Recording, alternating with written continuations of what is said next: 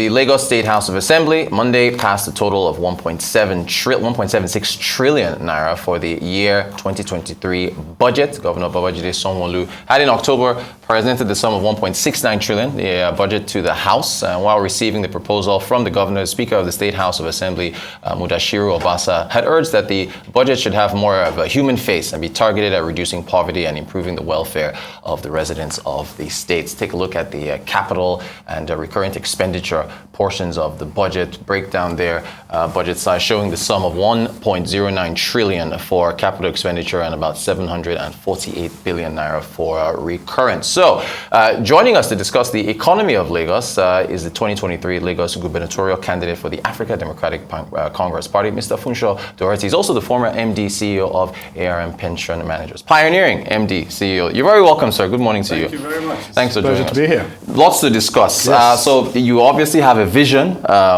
for the state, and this has been a topic with other candidates. We don't have a manifesto yet, I believe. Why is that?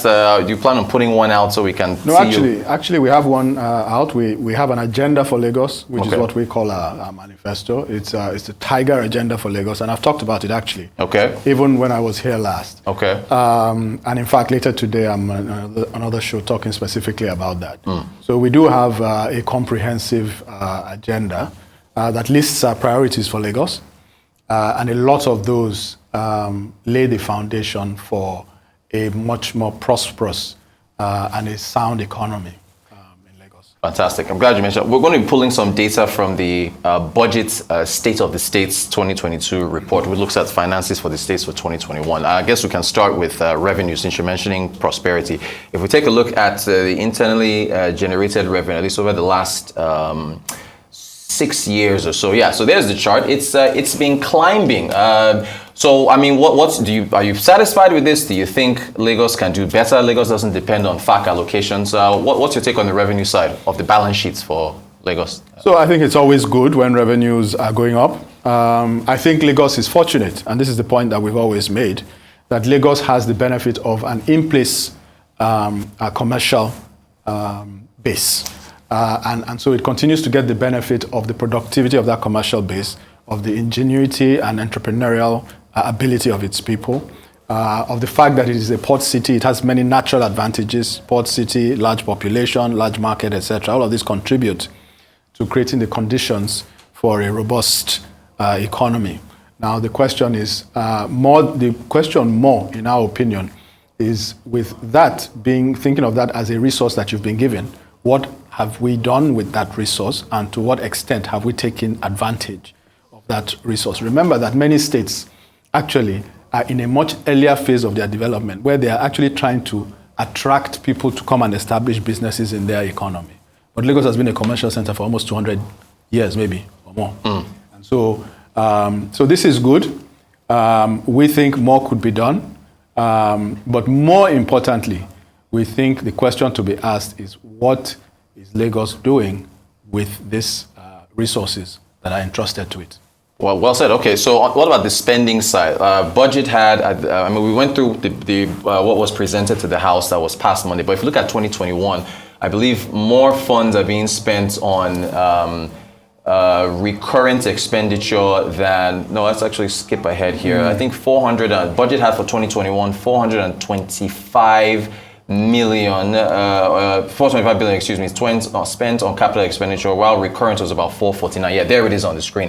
So there's always this conversation. What's your take on, more money going towards as recurrent 51% as opposed to capital expenditure 48%, and would you do better, and how? Yeah, so this question is important. Actually, I would rather look at the budget for this year, for example, which has been implemented for 2022. Yeah.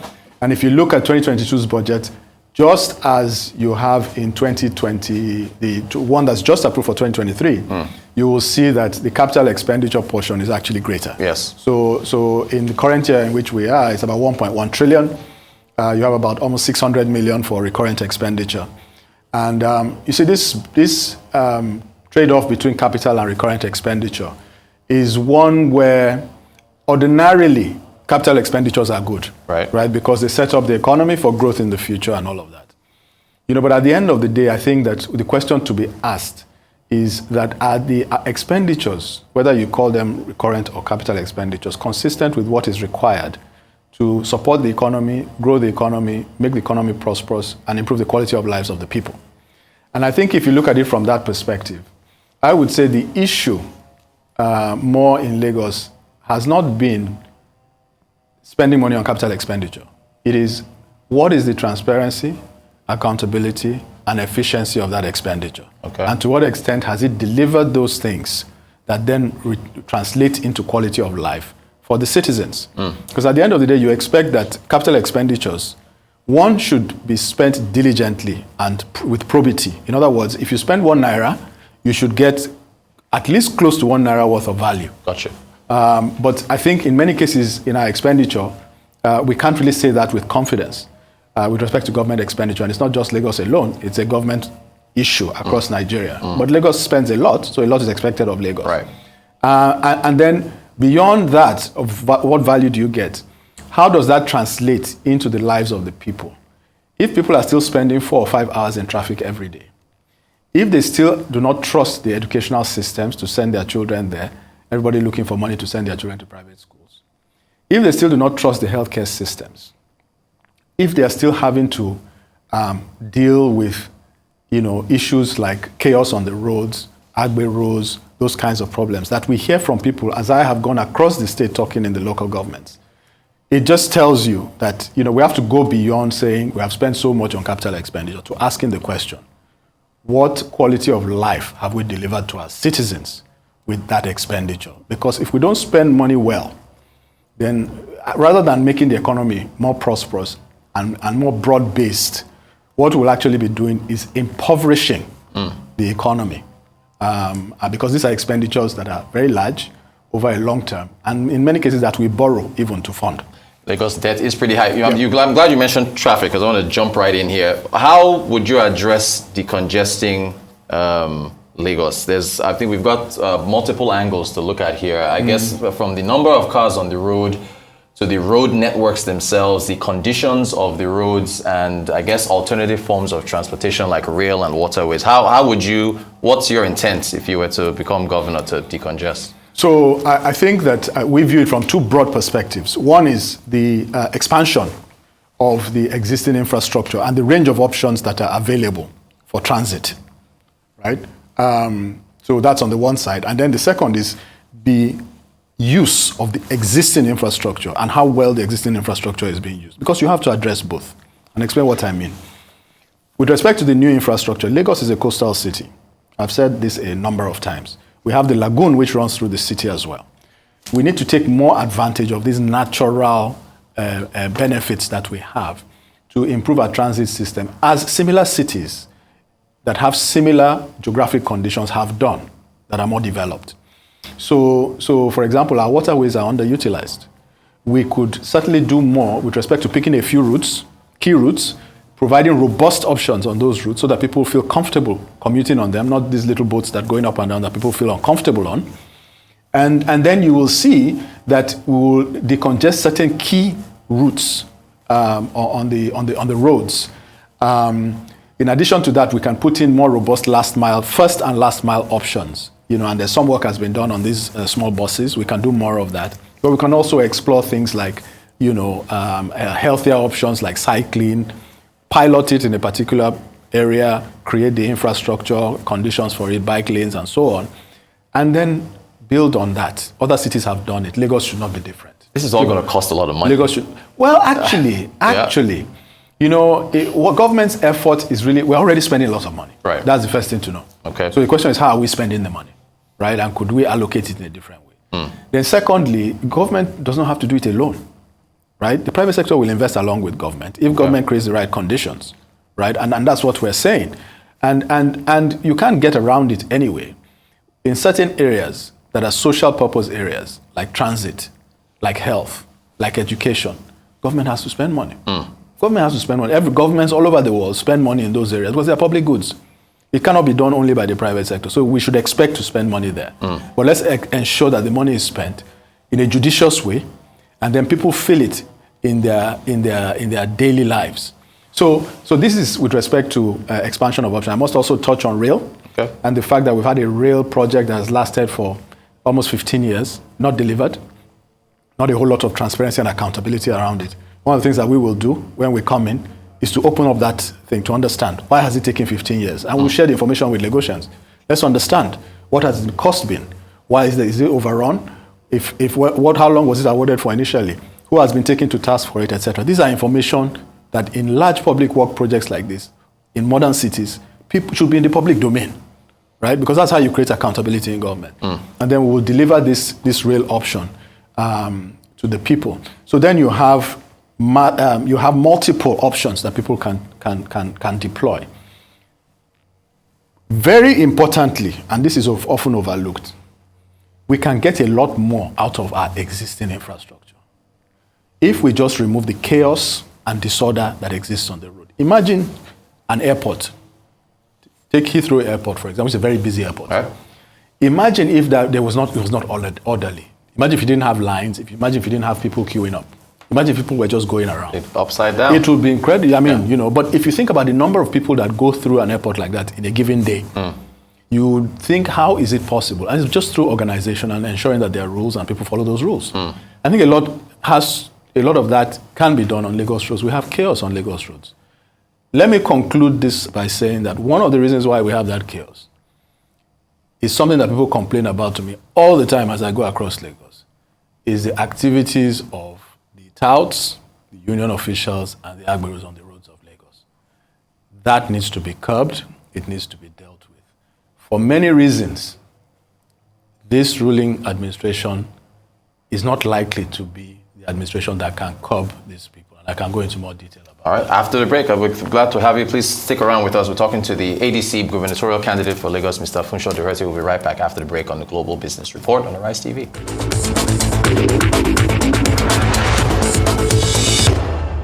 All right, welcome back to the Global Business Report here on Arise News. We continue our conversation with the African Democratic Congress candidate for Governor of Lagos State, Mr. Funso Doherty. Thank you so much for sticking around with us. So, did you want to make any concluding points on the chaos on Lagos roads? Yeah, so the Agbero problem. Yeah. I feel, and many like Feni also share this view, that this is critical. If you think about Lagos, right, and you think about the working class in Lagos, a large part of their cost of living every day is their transportation cost. Right. Right? Yeah. What people spend transporting themselves to work, to back and so on. Now, a big driver of those transportation costs is the activities of these agberos and touts.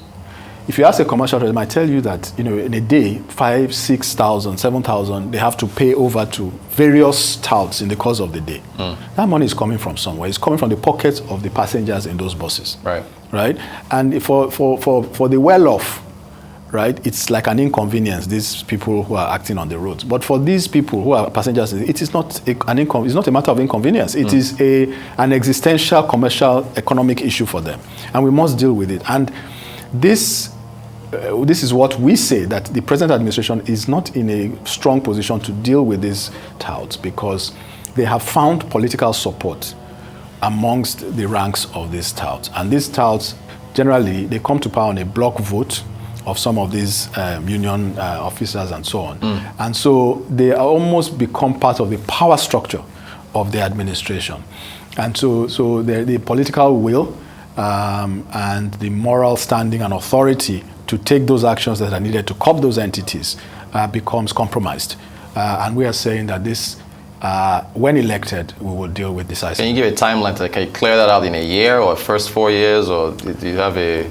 Well, so, I mean, one needs to, I don't want to put a timeline that I cannot stand by, but what I can tell you is that from the day we get into office, it's something that we'll start dealing with. We will deal with it because government is what government is. The approach to government should be holistic, right? So you must think about, as you take those actions, you must think about the ameliorating conditions that you must put in place. But there are certain things which we can do almost immediately. For example, this thing about people running around in traffic, collecting money from and creating a health hazard on the roads. That we can deal with almost immediately. There's no reason why people need to be going around it because, if there are dues to be collected, They can be collected as other unions collect their dues. Right. Without infringing on the activities of the average citizen. Gotcha. We then look at the revenue chain associated with those revenues that have been collected, and they are multiple, and nobody knows where they are ending up. Right? There's OWO. If you ask them, they will tell you there's OWO chairman, there's OWO loading, there's OWO booking, and nobody. I mean, you know. So what is? So we deal with it. Gotcha. There's this report from I'm not sure if you've been asked to comment on this, the Global Livability Index 2022 from the Economist Intelligence Unit. This is a sister publication of the Economist magazine. The top 10, you got your Vienna, Copenhagen, Calgary, and so on, Melbourne at the bottom. The issue there is the bottom 10. Lagos at the bottom is according to them, second worst city to live in, according to their index. When you look at this, how would you improve livability in Lagos? What do you make of this ranking? Is it exaggerated? I mean, looking at these metrics here, healthcare, education, transports, what do you make of it all? So I'm familiar. I'm familiar with this ranking, and I think it's almost become a perennial ranking where Lagos is at the bottom of the scale, and I think it is just unacceptable, given the resources that have been deployed in the state over the years. And this present administration, remember, has been in place for almost 25 years, 23 by the time we do this election, which is almost a generation.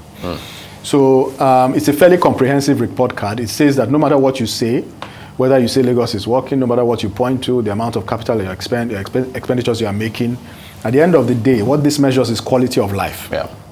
That's what governance is about. And it tells you that relative to others, that we are doing very poorly on that dimension. And so, you know, things like so all of these, so you know, there are a number of areas it look at: infrastructure, education, health, something called stability and culture and environment, and all of these, all of these come together to define what is the quality of life that an average citizen enjoys. One of the things I talked about is our T.I.G.E.R agenda. Yeah. What's our T.I.G.E.R agenda? T, tax reform for equity, prosperity, and growth. I, infrastructure for a modern megacity. G is government reform, and I'll talk more about government reform. E is education and health systems that people trust, and R is rule of law and public order, which is where the Agbero issues come in. So if you look at this T.I.G.E.R agenda, you see that it is geared towards laying a platform, right, to improve quality of life, dignity, and respect for our citizens, and then to lay a foundation to move Lagos into the first world. That's our overall goal. And we believe that in deploying this agenda, we will accomplish that. We will start from government reform. Government reform is central. You see, because part of the reason why we see the outcomes that we see in terms of quality of life, it's not that government has not spent money. It is not that government has not taken decisions. Government has taken decisions, it has spent money, it has made judgments, it has deployed capital.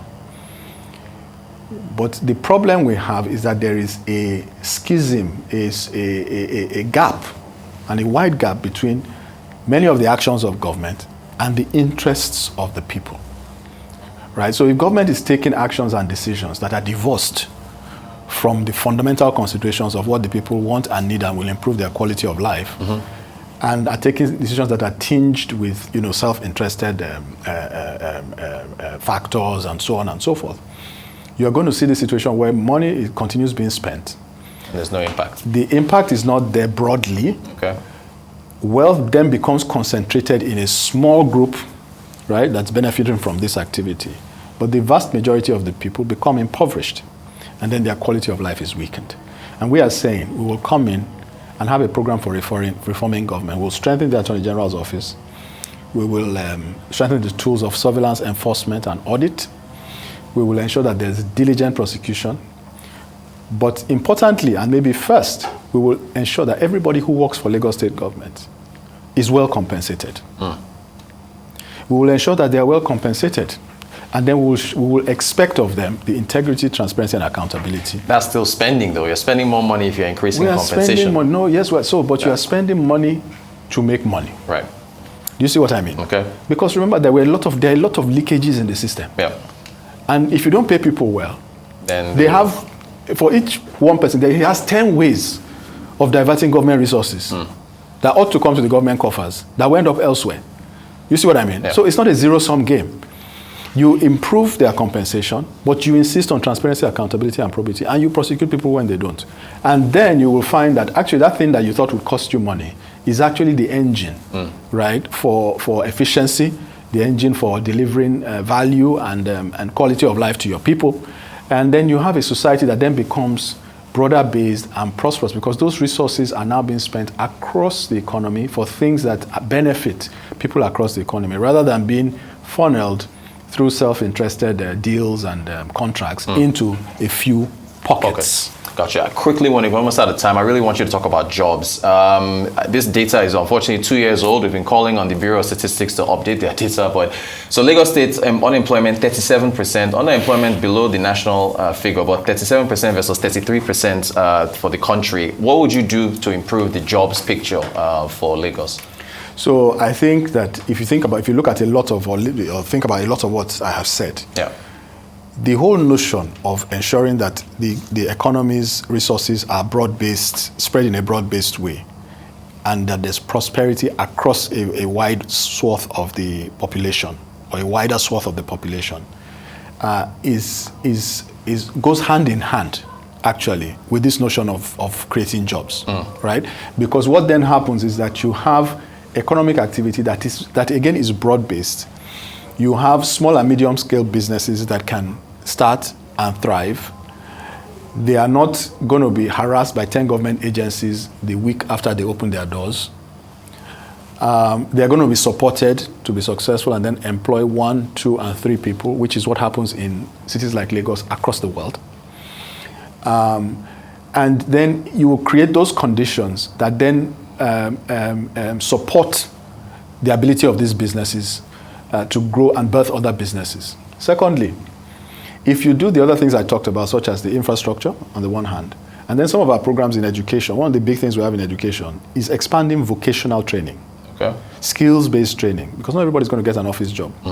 But in a city like Lagos, we're a port city on the coast, we have a large population, right, that is generally educated. If we give them skills, right, Lagos becomes an attractive destination for people who want to establish industries, because you have a large population, you also have a skilled workforce. So it becomes and then a port. So it becomes a natural place for people to start businesses. And Lagos has enjoyed some of that, but we can do a whole lot more. And this is part of it. And of course, these types of businesses, industries, etc., create jobs. Then we have something we call focus industries, right? These are industries in which we have a sort of a comparative advantage, but which also can employ a lot of our people. So, the entertainment industry, right? Industry itself, tech. And these are industries that also employ a lot of young people, right? Then something like affordable housing, which can be a big industry, but can also solve 2 or 3 problems at the same time. Because as you know, affordable housing is a huge problem in Lagos. And that's an industry of itself. Yep. So all of these things, you can see, they all work together in a cohesive, integrated way. This T.I.G.E.R agenda will move Lagos into the first world. Mr. Funso Doherty, Gubernatorial Lagos candidate for the 2023 elections for the African Democratic Congress. We thank you for your time. And we hope to have a debate with all the Lagos gubernatorial candidates, all of you on the stage. I'm looking forward to it. And we'll see, hopefully that we can put that together. Thank you so much for joining us. Appreciate your time. Thank you so much.